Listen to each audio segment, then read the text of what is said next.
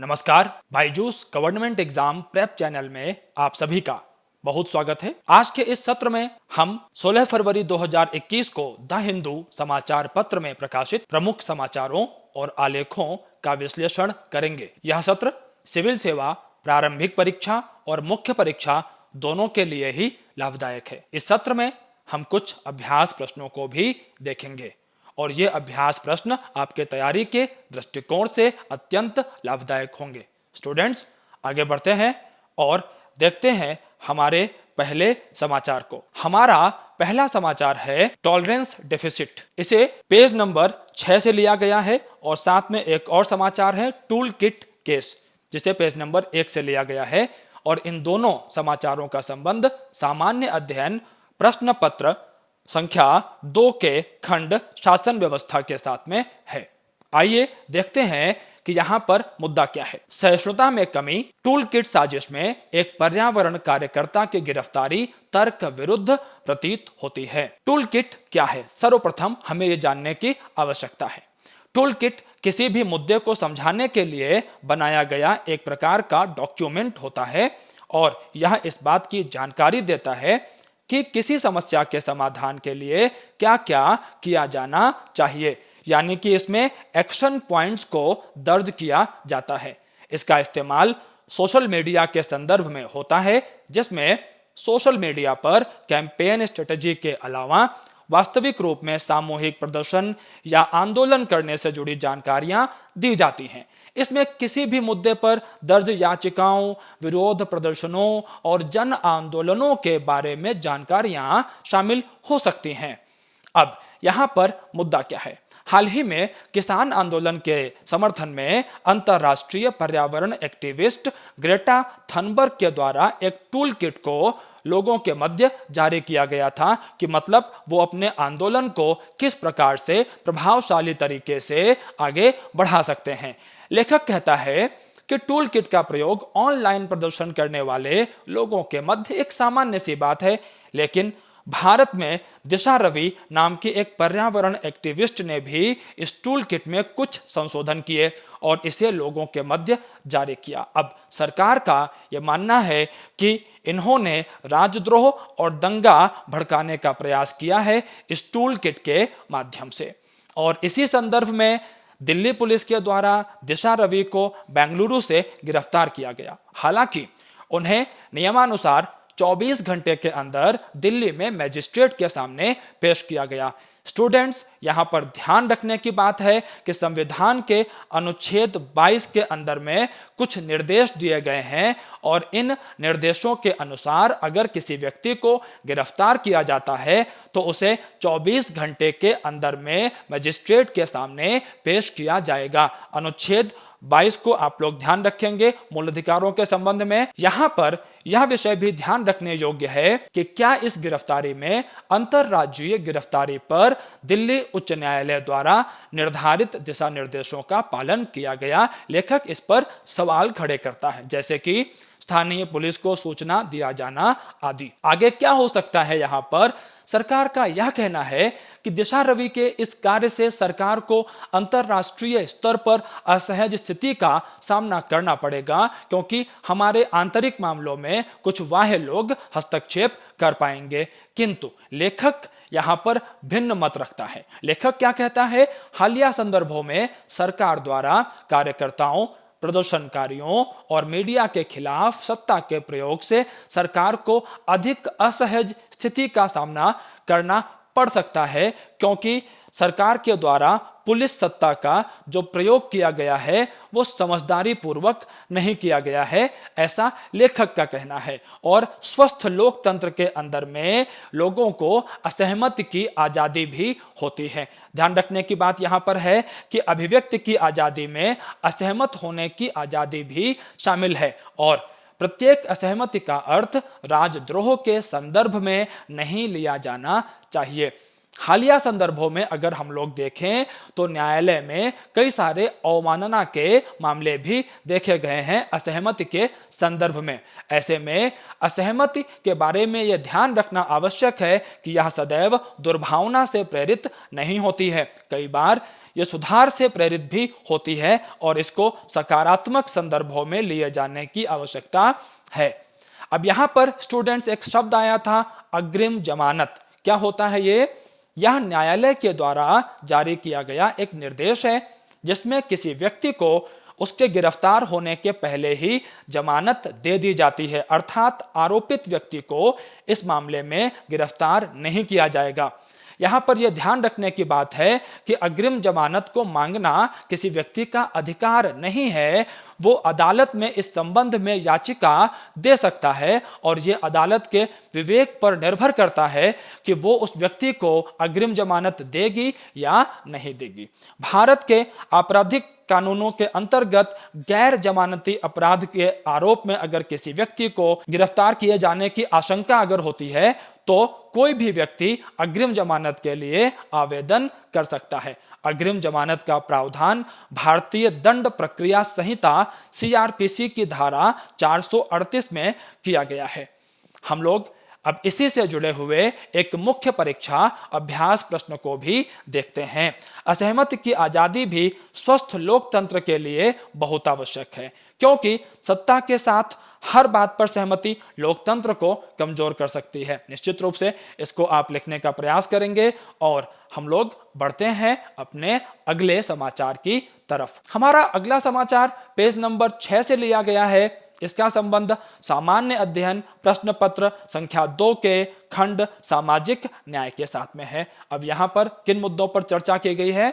Death trap, labour reforms and technological advances within the fireworks industry are necessary. Students, यहां पर आप लोग ध्यान रखेंगे कि हाल ही में तमिलनाडु के विरुधनगर क्षेत्र में आतिशबाजी उद्योग में हुई दुर्घटना में कई लोगों की मृत्यु हो गई थी और ऐसी घटनाएं मदुरई और कुडालोर में भी हो चुकी हैं। इन घटनाओं को रोकने के लिए आतिशबाजी उद्योग में श्रम सुधार और तकनीकी का प्रयोग समय की एक मांग है। इससे जुड़े हुए जो महत्वपूर्ण बिंदु हैं जरा उनको भी देख लेते हैं। तमिलनाडु में शिवकाशी का क्षेत्र आतिशबाजी उद्योग के लिए प्रसिद्ध है।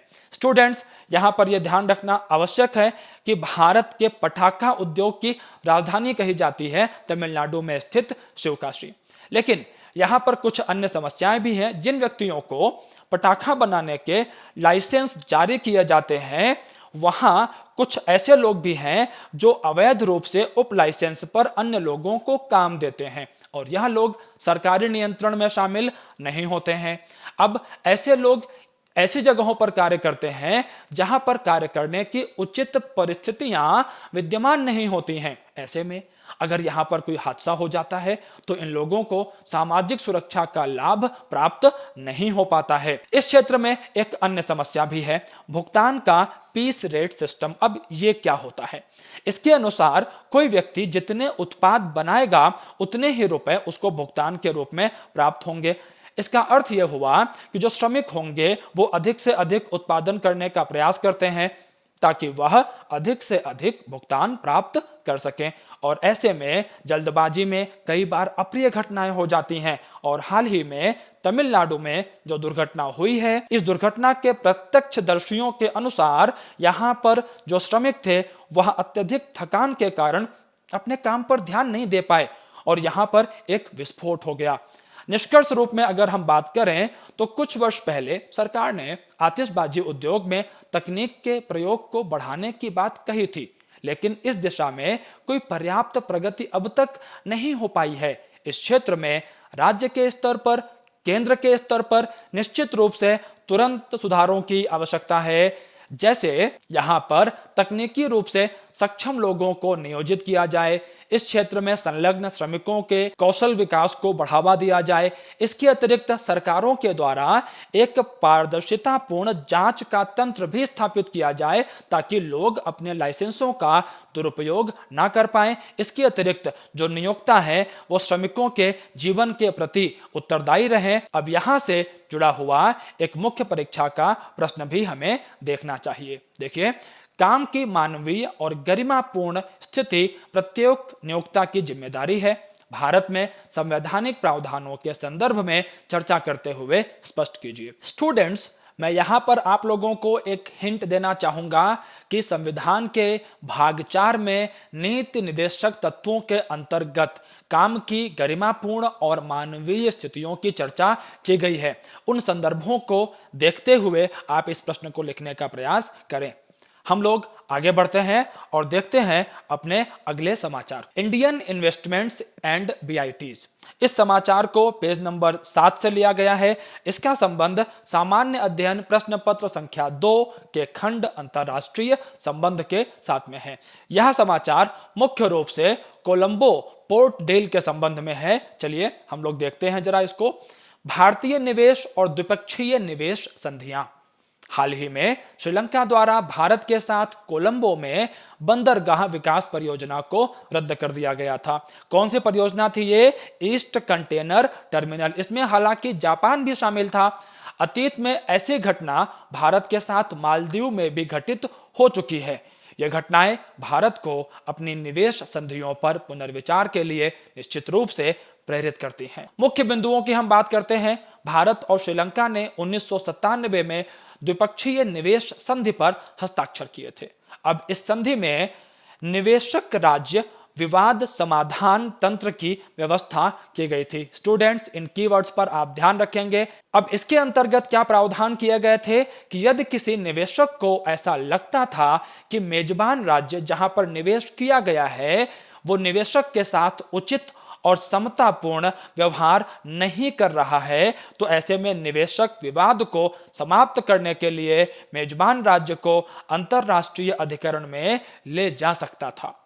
उल्लेखनीय है कि भारत श्रीलंका द्विपक्षीय निवेश संधि जो कि 1997 में की गई थी, इसके अनुच्छेद 3(2) के अंतर्गत मेजबान राज्य द्वारा उचित और समतापूर्ण व्यवहार की बात कही गई है। हाल ही में श्रीलंका के द्वारा जब ईस्ट कंटेनर टर्मिनल समझौते को एक तरफा तरीके से रद्द कर दिया गया तो भारतीय निवेशकों के द्वारा अंतरराष्ट्रीय न्यायाधिकरण में हर्जाने की मांग की जा सकती थी। लेकिन यहां पर कुछ समस्याएं हैं, तकनीकी समस्याएं हैं। जैसे भारत सरकार ने 22 मार्च 2017 को श्रीलंका के साथ द्विपक्षीय निवेश संधि को एक तरफा तरीके से रद्द कर दिया गया था और ऐसे में भारतीय निवेशकों को इस संकट की घड़ी में कोई भी समाधान प्राप्त होने की उम्मीद नहीं है। सवाल यहां पर यह है कि आखिर भारत सरकार के द्वारा इस संधि को एक तरफा तरीके से समाप्त क्यों किया गया था? दरअसल अतीत में भारत सरकार के सामने कुछ समस्याएं आई, जैसे कि कई अंतरराष्ट्रीय निवेशकों के द्वारा भारत सरकार पर केस किए गए जिनमें भारत सरकार से हर्जाने की मांग की गई थी और भारत सरकार ने इस असहज स्थिति से निकलने के लिए कई देशों के साथ, जिनमें श्रीलंका भी शामिल था, अपने द्विपक्षीय निवेश समझौतों को रद्द कर दिया था। इस संधि को अगर एक तरफा तरीके से समाप्त कर दिया जाएगा तो इसके समाप्त होने के पहले जो निवेश हो चुके थे उनको अगले 15 वर्षों तक इस संधि का लाभ मिलता रहेगा। अब यहां पर ध्यान देने की बात यह है कि 1997 से लेकर के 2017 के बीच में और 2017 में भी 22 मार्च तक जो समझौते हो चुके थे उन समझौते के मामले में तो ये द्विपक्षीय निवेश संधि 1997 वाली लागू होगी, लेकिन इसके बाद के जो मामले हैं उसमें लागू नहीं होगी। और इसी संधि के अंदर में एक क्लॉज था। यह क्लॉज क्या था कि अगर कुछ ऐसे मामले हैं इस संधि के खत्म होने के बाद भी तो 15 वर्षों तक उन्हें इस संधि का लाभ मिलेगा, जिसका वर्णन अनुच्छेद 15(2) में किया गया था। स्टूडेंट्स, इस पॉइंट पर आप विशेष रूप से ध्यान देंगे।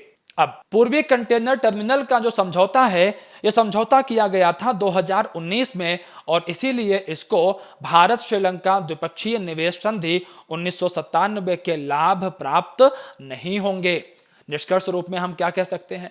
भारत को अब इस बात पर भी ध्यान देना होगा कि भारत में केवल निवेश किया ही नहीं जाता है। वर्तमान समय में भारत की कंपनियां अन्य देशों में निवेश कर भी रही हैं। ऐसे में हमें अपने कंपनियों के निवेश की रक्षा के लिए द्विपक्षीय निवेश संधियों पर पुनर्विचार करने की आवश्यकता है ताकि हम अपनी कंपनियों के विदेशी निवेशों की रक्षा अंतर्राष्ट्रीय कानूनों के अंतर्गत कर पाएं।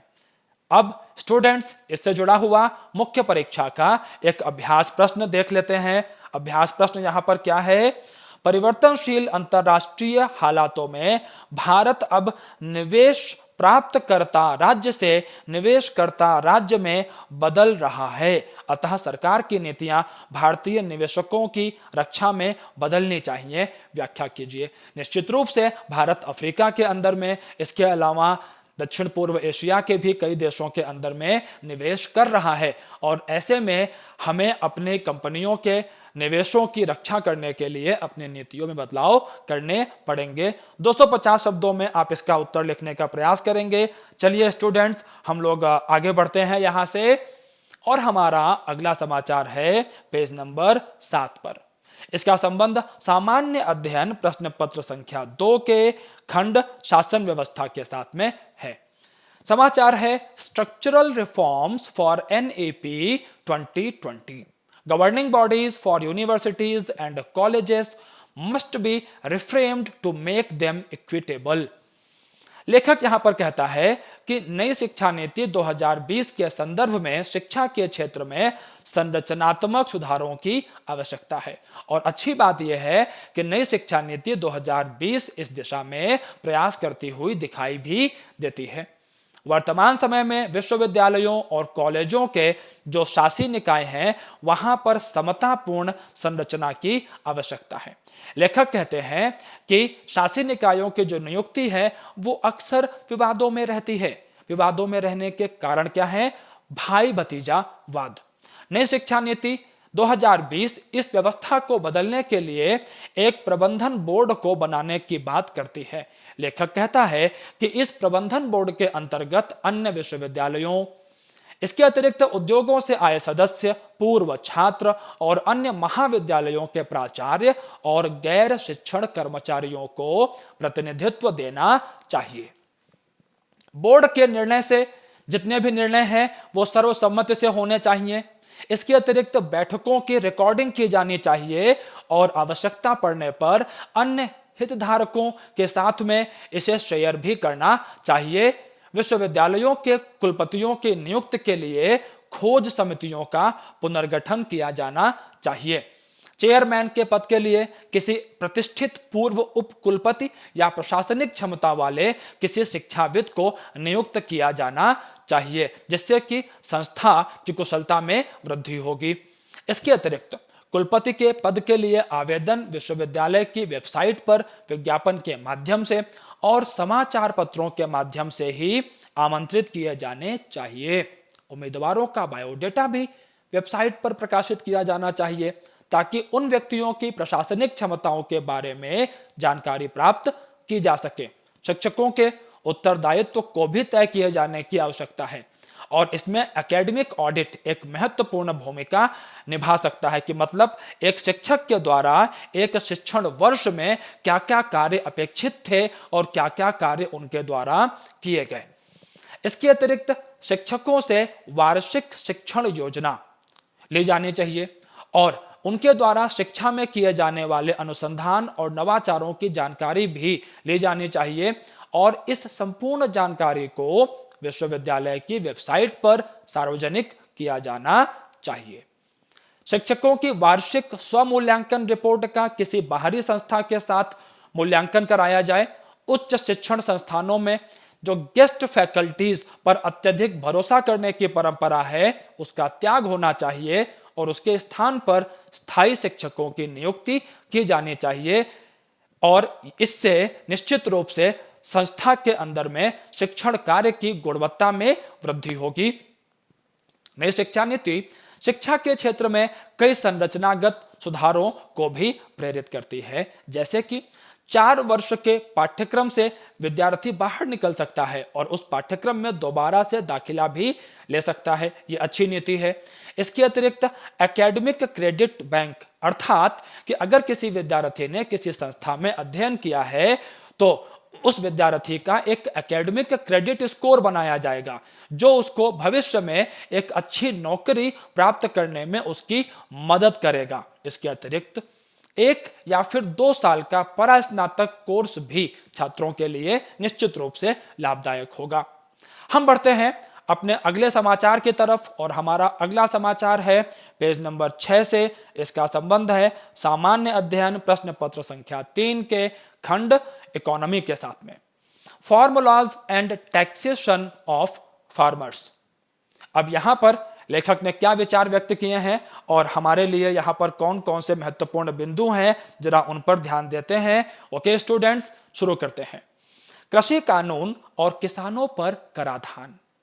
यदि भारतीय कृषि को अंतरराष्ट्रीय बाजार से जोड़ दिया जाए तथा घरेलू स्तर पर प्रशासकीय नियंत्रण को समाप्त कर दिया जाए तो क्या भारत के किसानों की आय में वृद्धि संभव है? भारत के दुग्ध क्षेत्र में न्यूनतम समर्थन मूल्य अर्थात एमएसपी नहीं है और फिर भी इसके विकास की गति कृषि क्षेत्र की तुलना में अधिक है।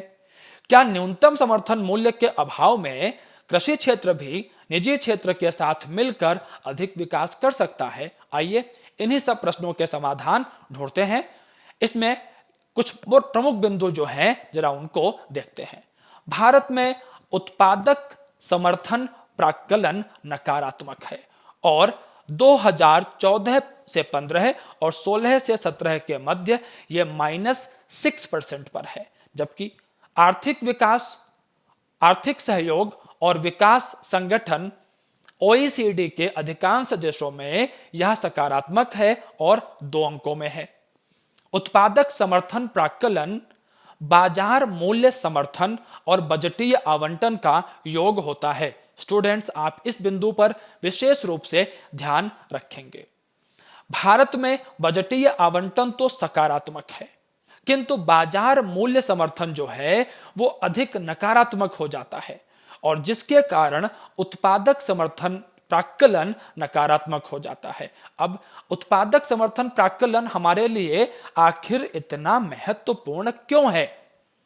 दरअसल इससे हमें यह मालूम चलता है कि उत्पादकों की आय में वृद्धि हो रही है या नहीं हो रही है, और अगर यह नकारात्मक है तो इसका मतलब है कि उत्पादकों की आय में वृद्धि नहीं हो रही है। लेखक भारत के उत्पादक समर्थन प्राक्कलन की तुलना करता है आर्थिक सहयोग और विकास संगठन के देशों से, जहां पर जो उत्पादक समर्थन प्राक्कलन है वो सकारात्मक है और कई देशों में ये 2 अंकों में भी है। लेखक यहां पर कहता है कि दुग्ध क्षेत्र में विकास हुआ है, लेकिन फिर भी उत्पादक समर्थन प्राक्कलन यहां भी नकारात्मक है। और क्यों नकारात्मक है?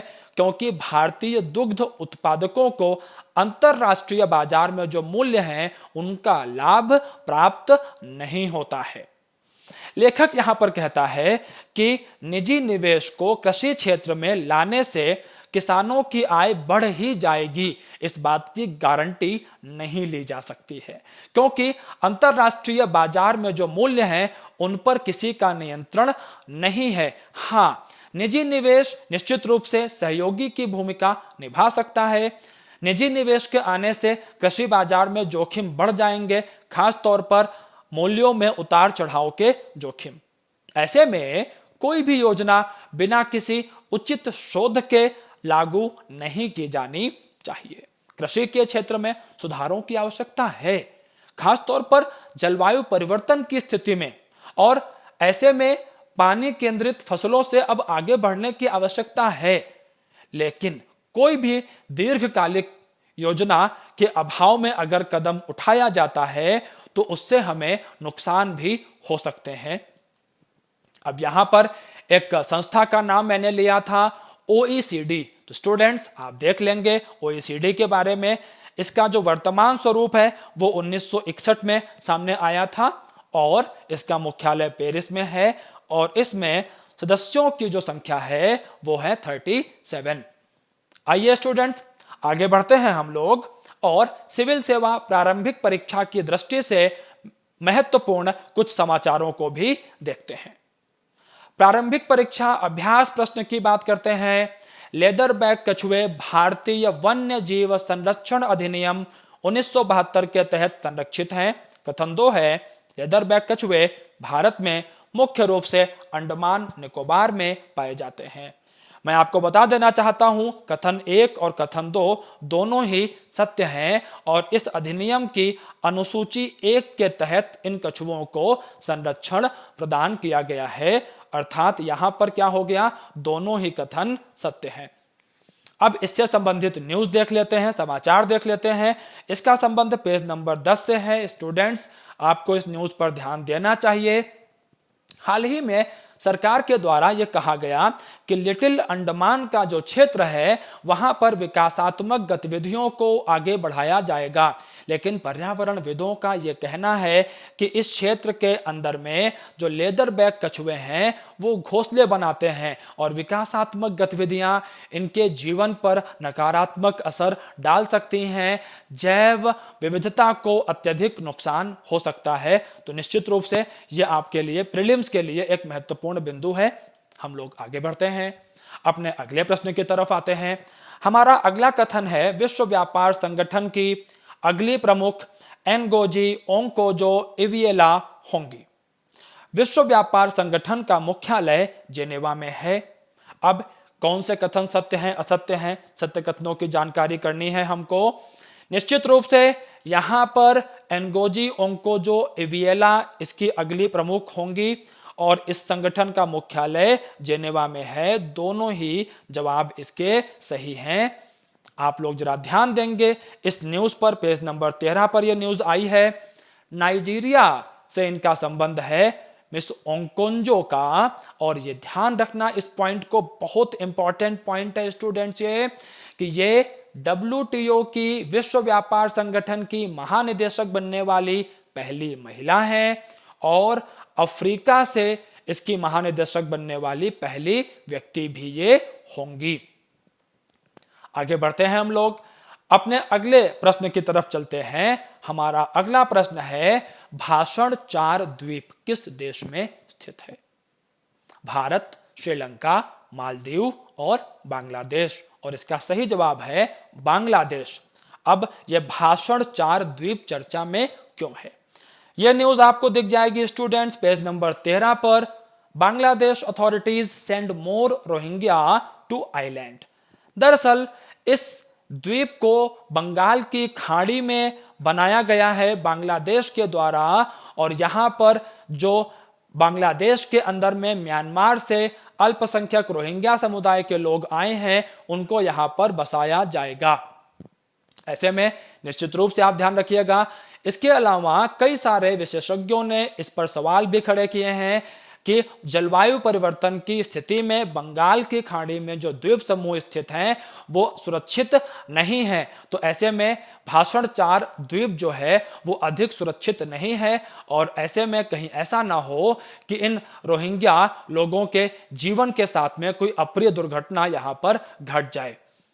अगला अभ्यास प्रश्न है हमारे सामने, और अगला प्रश्न क्या है? श्योक नदी झेलम की सहायक नदी है।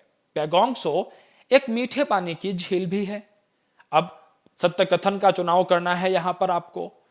मैं आप लोगों को यह बता देना चाहूंगा कि जो श्योक नदी है यह झेलम की सहायक नदी नहीं है, यह सहायक नदी है सिंधु नदी की। इसके अतिरिक्त पैगोंग सो एक मीठे पानी की झील नहीं है, अपितु ये एक खारे पानी की झील है। तो यहां पर ये दोनों ही कथन गलत हो जाते हैं। अब ये समाचार चर्चा में क्यों है? पेज नंबर 1 पर आप देख सकते हैं, China pulls back from finger 4। अब एक बात आप लोग स्टूडेंट्स निश्चित रूप से ध्यान रखेंगे कि अपनी परीक्षा की तैयारी करते हुए गलवान के अंदर में, लद्दाख के अंदर में जो भी डेवलपमेंट्स हुए हैं उन सब पर आप गहरी निगाह रखेंगे। यहाँ की ज्योग्राफी पर, आप यहाँ के भूगोल पर अच्छे से निगाह रखेंगे, क्योंकि परीक्षा में यहाँ से निश्चित रूप से प्रश्न पूछे जाने की संभावना अधिक है। और इसी के साथ आज के हम इस सत्र को समाप्त करते हैं। स्टूडेंट्स, अगर आपको यह सत्र अच्छा लगा है, यह विश्लेषण अच्छा लगा है, तो आप हमारे चैनल को सब्सक्राइब कर सकते हैं, आप बेल आइकन को प्रेस कर सकते हैं। इससे आपको सारे नोटिफिकेशंस समय से मिल जाएंगे। इस सत्र को देखने के लिए आप सभी का धन्यवाद।